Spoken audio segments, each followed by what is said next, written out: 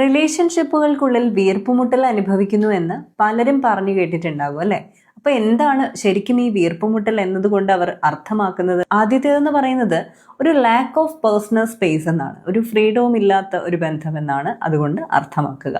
രണ്ടാമത്തേത് loss of identity ആണ്, സ്വന്തം വ്യക്തിത്വത്തെ നഷ്ടപ്പെടുത്തി നിൽക്കേണ്ടി വരുന്നവരാണ്. മൂന്നാമത്തെ ഒരു കാര്യം എന്ന് പറയുന്നത് ഇമോഷണൽ ക്ലിങ്ങിനെസ് എന്ന് പറയും. അതായത് ഏത് സമയവും നിങ്ങളെ വളരെയധികം ഡിപ്പെൻഡിങ് ആയിരിക്കും, എപ്പോഴും അറ്റൻഷൻ വേണം, എപ്പോഴും ഒരു ഇമോഷണൽ ഡിപ്പെൻഡൻസ് ഉണ്ട്, ആ ഒരു രീതിയിലായിരിക്കും അവർ നിൽക്കുക. നാലാമത്തെ ഇതൊരു സപ്രസ്ഡ് ഗ്രോത്ത് ആണ്, അതായത് നിങ്ങൾക്ക് യാതൊരു വിധത്തിലുള്ള വളർച്ചയും അനുവദനീയമല്ലാത്തൊരു ബന്ധത്തിലാണ് ഉള്ളതെങ്കിലോ അത് വല്ലാത്തൊരു ബുദ്ധിമുട്ട് തന്നെയായിരിക്കും അല്ലേ.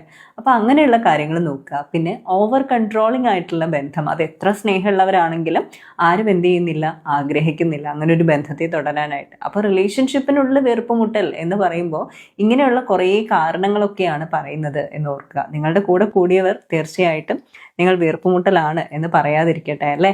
You deserve a positive life. Let's transpire to inspire.